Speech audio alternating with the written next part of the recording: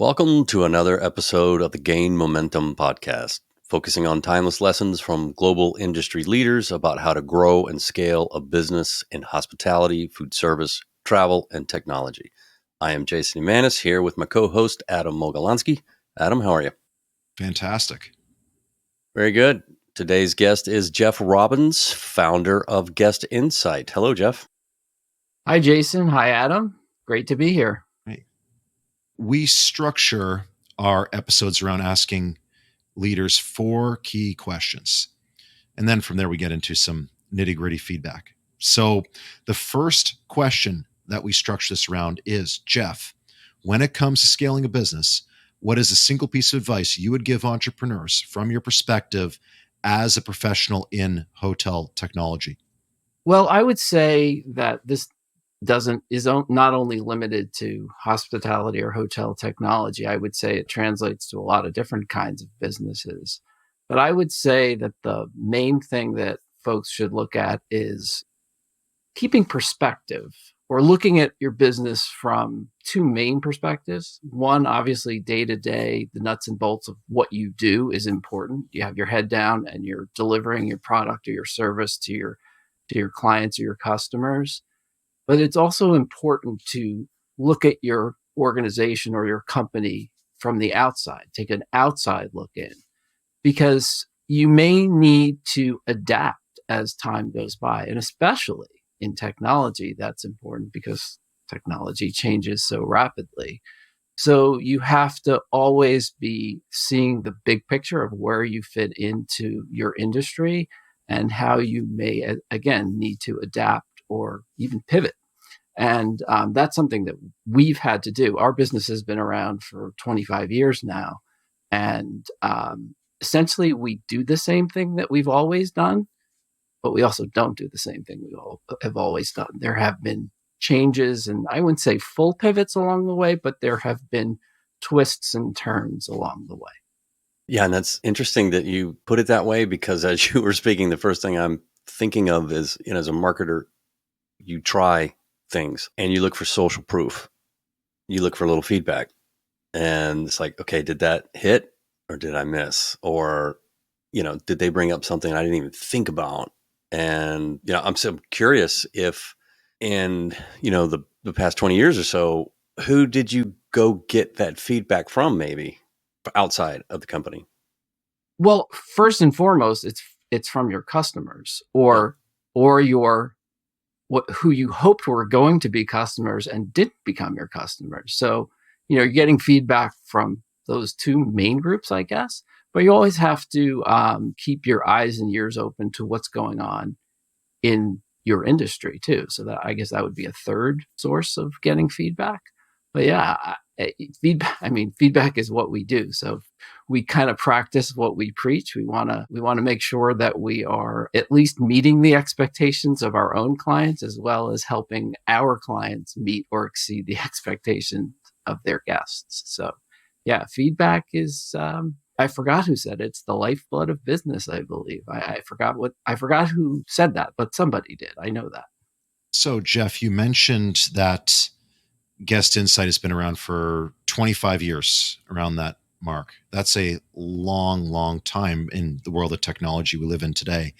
And you've mentioned that there's been several pivots during that time, but pivots can be painful. So I'm wondering if you could pick apart one of those pivots that GuestInsight has gone through and get behind your mindset of knowing that the pain was worth the trouble of going through that.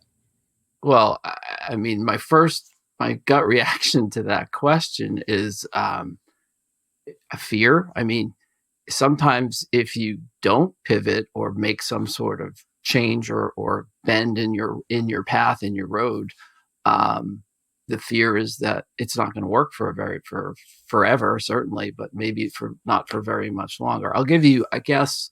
Well, first of all, you should know that this didn't start out as a hospitality or hotel only business. I come from consumer market research. I was in the analog world of consumer market research for a long time. I do have a tech background, so I was responsible for bringing tech into the analog world of consumer market research back in the 80s, 90s, a long time ago. And our company was founded as Database Sciences, and our original goal was to become a web-based market research field service for consumer research. And that's how we started. And we were not looking specifically at the hotel industry or the hospitality industry. We did have clients in that industry, but it was not only, it was actually a small part of our practice. And so in the early years, that's what we did. But over time, things changed around us. And the way of collecting feedback, not only from hotel guests, but from consumers, changed. And it was accepted and adopted by the industry at large. And there were services that popped up around us, and some still exist today. And we had competition in that arena, if you will. And so I would say the key thing that made us sort of pivot at that point was that a lot of self-service tools started cropping up. And that led to people starting to do their own market research. And in a lot of cases, especially in the early days, there was a lot of bad market research being done because those tools were available to everybody. And we sort of focused on the idea that we were going to, in the beginning, stay the course and continue as an online market research field service. And it was not only the tools that we were providing, which meant the online survey platform and the reporting tools, but we had deep knowledge in market research, consumer market research. And so that was part of the service that we offered. But over time, what we saw happening was that even though there was a lot of bad market research being done at that time, we sort of saw the writing on the wall that it was going to become more self-service. And around that time, we started doing some customer satisfaction studies. They weren't ongoing. It wasn't every day. It wasn't transactional, but some of them were one-offs and some of them were quarterly. And we started looking at that and saying, well, this is kind of interesting. You know, when we talk about scaling a business, when we first went into it, we were just thinking of a consultancy with the tools of web-based surveys as, our key differentiator. We were one of the first to do that. We developed it ourselves. We were one of the first to do it. But over time, we saw that maybe that's not the way to go. And it was scary because it was something that was completely different for us. Most of our projects were, we had clients that would come back to us over and over again, but they were typically ad hoc studies or one-offs. And you completed a project, you moved on, and you went to the next one.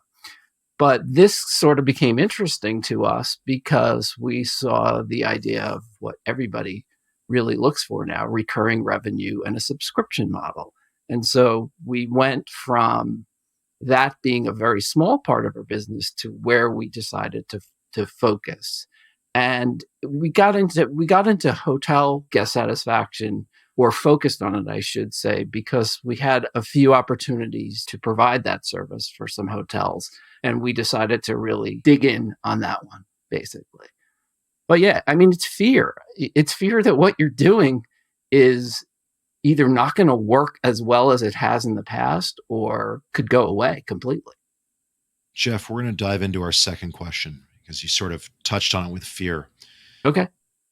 What are some of the common pitfalls or failures you have witnessed that business owners should look to avoid when scaling their business? Well, I guess the first one is not recognizing what's going on around you. I mean, it goes back to what I said before. Like if you always have your head down and you're doing what you're doing, and we're still, I'll use our company as an example. If we continue to just keep our heads down and providing, those custom services for our consumer packaged goods clients, for example, over time, I guess you would see that, hey, we don't have as many studies as we used to. And maybe at that point it's too late. So you have to always try to both do your daily work and dig into what you're doing and providing to your customers or clients on a daily basis. But you also have to take a step back and see, is what we're doing still as needed in the industry or industries that you're practicing in? Or is there change out there that you're going to need to respond to sooner rather than later? So as a business owner or leader or manager, you have to always be looking at that, or you're going to miss it. It's going to be too late. Yeah, I've always been amazed at some of the leaders that can straddle the now while they're looking to the future. I mean, nod to Rod over at SHR, where I spent 5.5 years. He was always very practical with what we got to get done as the CEO, but he always had a little investment, a little forward thinking always going on. And I've been with a couple of leaders like that, and like, because I get heads down a lot. It's just like, don't send me down a path of what could be. I got to, as a marketer, I got to do right now. and you know what? That's not a bad thing. That's something that's a trait that's important in being very detail oriented, being a perfectionist, and really, really delivering the goods for your clients. But it is hard to take that other perspective. And it's great when you have somebody within your organization who can do it. It doesn't have to be, I guess it doesn't have to be the founder or the president, as long as they recognize, and that's another thing we haven't really touched on, and I guess we'll get there, is that the team that you have around you is so important to scaling. And so that can be, we have to all recognize what our strengths and weaknesses are. So if you are leading a company and you know that you're the heads down guy that is going to be delivering to the clients and making sure it's perfect for your clients, you also know that you have to be looking to the outside, and maybe you say, this is your role. You hand that off to somebody. I think for me, I've always been that way. I mean, I wouldn't have been in this. I founded that business. Or this business, it's evolved to this business, but I saw the handwriting on the wall when I was in an analog market research business. I said, we're not going to be walking around with clipboards and asking questions and checking them off. And we were using scanners to read it, like the SATs, the bubbles on the paper. We were reading it with scanners. I mean, I knew that was going to go away. So you have to adapt. And so I've always had that mindset, I guess. I don't know. Fear. Yeah, fear is good. Fear is a good motivator. I work fearful. Yeah. I mean, who was it? It was like Jerry Rice, the football receiver in the U.S. here, that said he ran scared. Yeah, he wasn't the fastest, he wasn't the biggest. He ran scared, and he ran well. It worked very well for him. Yeah. Yeah. On the note of teams, Jeff, is finding people that can complement your strengths. And that is much easier said than done. And if you look at a lot of companies, it's two people that have either worked together and they were put together and by happenstance they came together, or they were friends in university or something like that. Right. For an aspiring founder who has this idea for where to take a technology company or another company, but they can't do it themselves, and they know what their strengths are, they know roughly what they need to complement their strengths to actually scale and to get things done off the ground. Where do you go about finding somebody that you can trust as a partner in what is going to be a long-term relationship?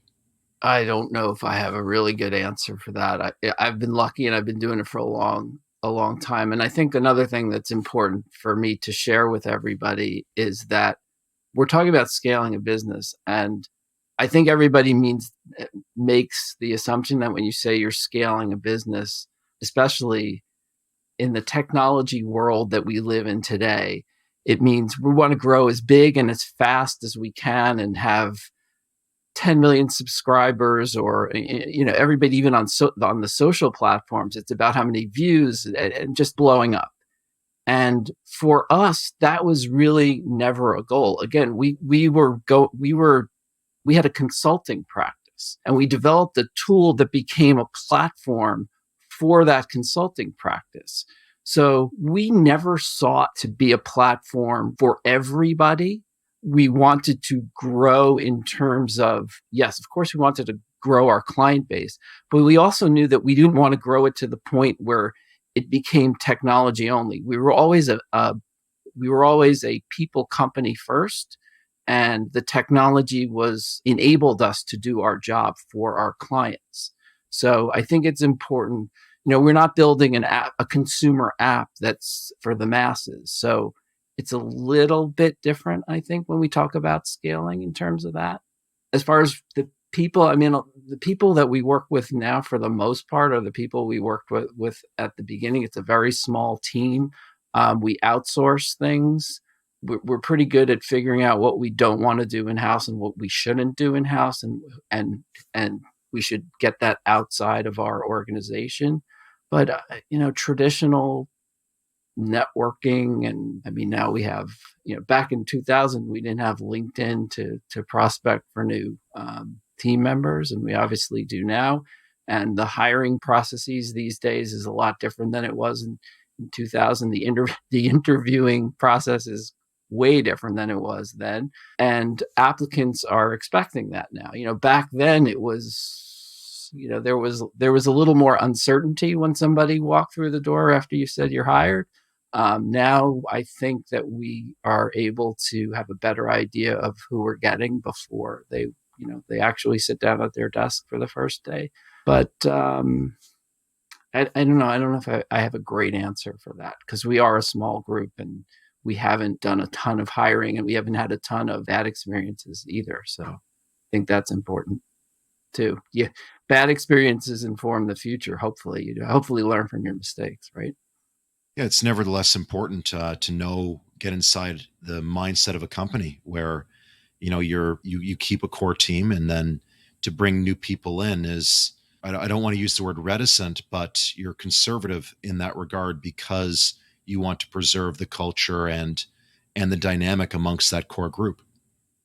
Yeah, and the point about culture is especially interesting these days. We are now a fully virtual company. We don't have a physical office anymore, and I think that may change again soon. I kind of miss seeing people more often in person, and I think that there's good work can be done when you are under the same roof or under the same space. But I think culture is certainly important. The culture of what you're delivering to how you treat each other and what you're delivering to your clients is important. And I think it's more challenging when people are not together all the time. So I think that one is to be determined for us, like what that will look like a couple of years from now, or even less. Well, on the note of to be determined is into our third question, looking ahead. Yes. So, Jeff, what do you see as the key opportunities and challenges for hospitality technology companies in 2024 and beyond? All right. Well, I'm going to answer with the popular answer that all the cool kids are answering with these days and talk about AI, right? Oh, yeah. So, and I'm going to talk about that as an opportunity and a pitfall. Since the ChatGPT hit the headlines, I guess it's about a year ago, and everyone started talking about AI and what it was going to do for us and what it was going to do to us, I guess is another way to look at it. Everyone's trying to figure out, what it can do for their businesses.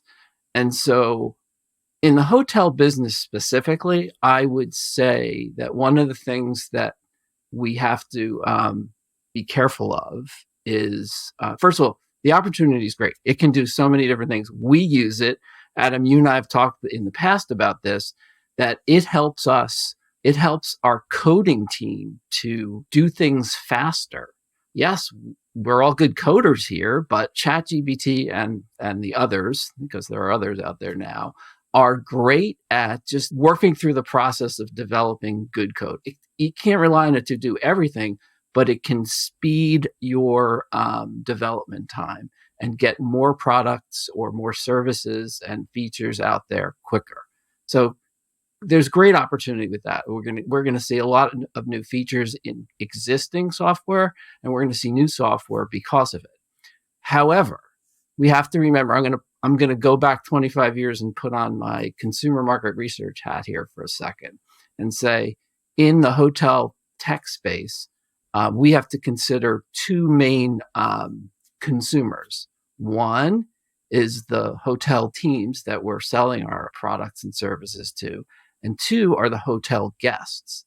And there's great things we can probably do with AI now to really understand what guests want and need, and it's going to help hotel teams to deliver goods and services to their guests, as well as manage their businesses and maybe sell more services, upsell once a guest is on property. But the other side of it, from the guest standpoint, how much is too much? They may say, oh, well, this is great.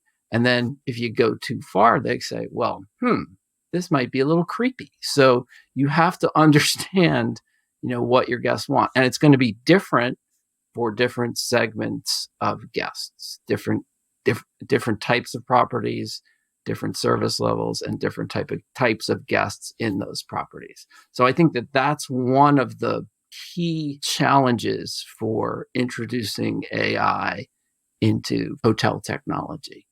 I mean, it's great. It's great for, as I said, coding development. It's great. Again, you and I, Adam, have talked about this in the past, how it's great for analyzing data and developing patterns or detecting patterns in open-ended text responses to surveys, for instance.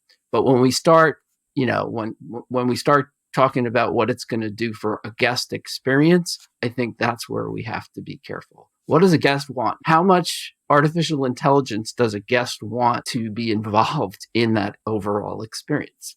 Some people probably don't want any. Some people just want to check in, go to their room, and be left alone, right? And we have to figure out how to know who wants what, and maybe AI can do that too. Yeah, that's a good point. So many different types of guests. Yeah, I don't know. I don't either. But I think, but again, there's certainly opportunity there, but there are challenges that come along with it as well.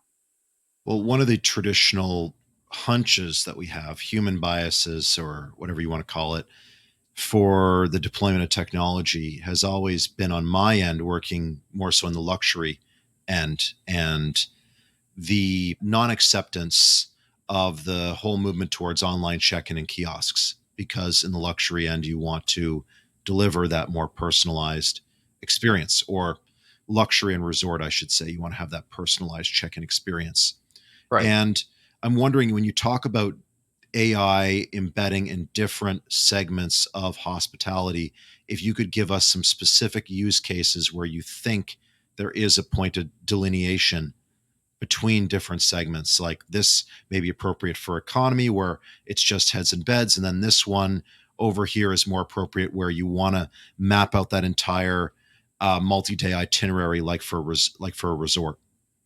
Well, I would actually say that we could flip that a little bit. So in a luxury hotel or resort, we could use AI to sort of try to plan out itineraries or activities and services that people might want when they're staying there. However, as far as the contactless check-in or the digital check-in, I don't necessarily know that people want that in a luxury resort. They might want that personal touch. They might want to feel that they have somebody personally assigned that to them to walk them through the check-in process, even if it's not necessary in this day and age.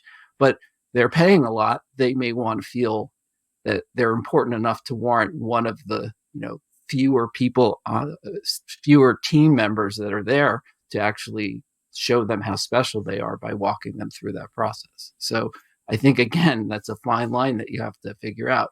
And again, as we collect more and more information from guests post-stay, we can add to the database of knowledge that we have about each guest. And so hopefully down the line, we can learn their preferences. And some people may want that personal check-in experience, and some people may not. But I think, especially in a luxury or resort property, we should be able to deliver both, maybe, depending on what the what the guest who's paying a lot of money wants, right? Well, to drill down into what you're doing at GuestInsight and related to post-stay feedback and artificial intelligence, Yes. how are you looking to use artificial intelligence to increase engagement in the post-stay context to thereby drive both improvements to the hotel and future personalizations for the guest? Well, we are using artificial intelligence first and foremost, or our first use of it, I should say, was to try to understand patterns in open-ended text responses to guest surveys to help hotels detect things that are not covered necessarily in the closed-end question. So, ranking scales and ranking of attributes and that kind of thing. So that's the first use. The second use is more about engagement. So we know, getting back to what we talked about a while back, several minutes ago, I think, messaging is becoming very, people are being bombarded by messaging from all kinds of different places right now. So we know, and we are always looking at this, that it's not good enough to send a guest one message about sharing their feedback with us, or with the hotel, I should say. We need to send out reminders. So we are using artificial intelligence to analyze the patterns of responses, like trying to understand what the best time of day, what the best interval after a guest checks out is to send that message, what gets the most response. And it's not the same for every property, and it's not the same for every type of property, and it's not the same for every location or general geographic areas. And then beyond that, so we know that we're not going to get the best response from that first ask, if you will. And we have to figure out then the second interval. What's the best time to follow up? How many days later is the best time to follow up? And again, what time of day? And you have to go through all the different variations or permutations and figure out for each property what's best. And we're getting better at it. We're getting higher response rates by tweaking that a little bit. But I think that's going to always be that's an ongoing battle, especially as messaging still exists in the way it exists now. And we choose not to do it in a lot of different ways. We still just use email. We don't go the route of text. We can, but we choose not to. And I know that texting has become a way that some hotels are using texting or on-property management to keep guests engaged and have a dialogue with them while they're on property. And I don't know. I think there needs to be some research done to see demographically who that's going to resonate with and who that is not going to resonate with. So messaging is, as it changes, I think we're going to have to change with it and understand and possibly keep relying on AI to help us do that. Makes perfect sense to me, Jeff. Now, moving into our fourth question related, you can draw in more just to tie things off from your previous answers here. What are the key things innovative leaders and entrepreneurs should prioritize and focus on to gain traction for their business?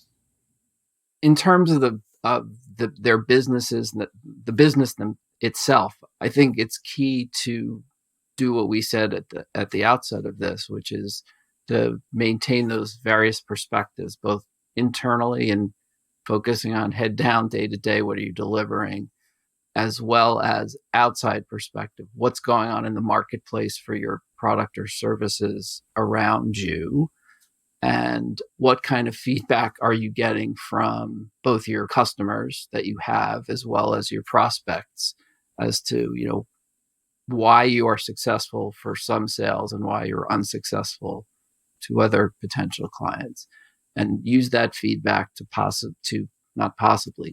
adapt your offerings. And then outside that, as far as gaining traction, you have to be cognizant of what's working in terms of salesmanship and marketing in the current world, 2024.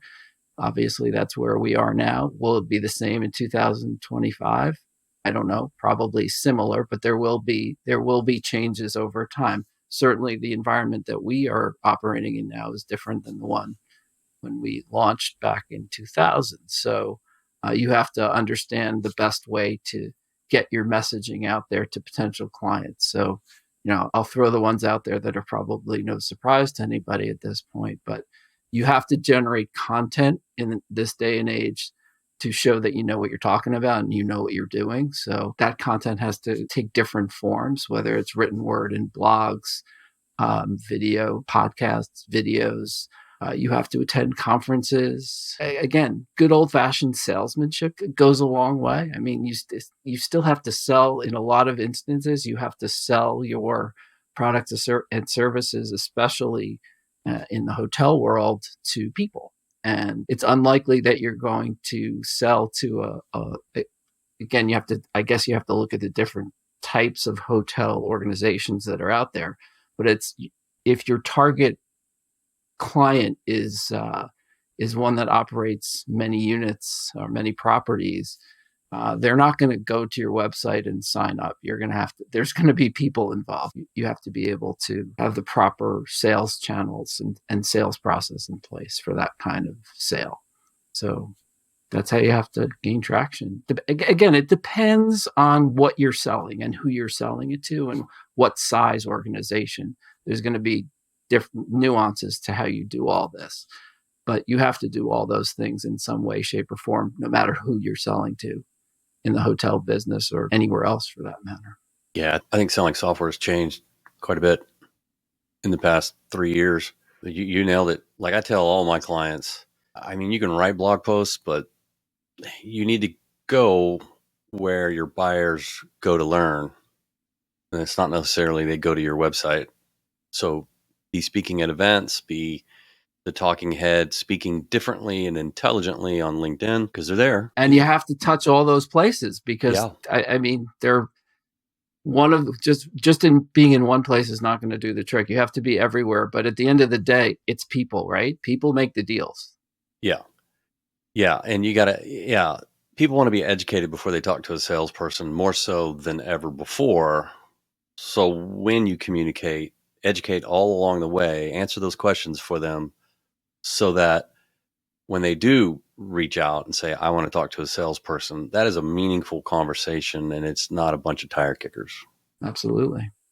So I'm going to pick out one thing and give you another hardball question here is looking specifically at hotels and travel. You could be on the road 50 weeks of the year, going to different trade shows and conferences to get face-to-face with people in order to sell face-to-face because this industry is people buying from people. What advice would you give to other vendors and entrepreneurs to decide what conferences and trade shows to attend, which is a huge cost, versus those that maybe are outside of budget? That is a hardball question right there. I don't know if I have a good answer for that. I think that a lot of it does depend on budget, and you have to try to do the best research you can to figure out which of those conferences is going to get you in front of the most people. I guess I'm thinking early on in a company's existence or in a new product or services existence. You want to get the most bang for your buck, especially if you don't have a lot of bucks. So you got to do your research there. I don't really know what other advice I can give on that other than you do what you can afford, I think, right? You just try to maximize your marketing spend. You allocate a certain amount.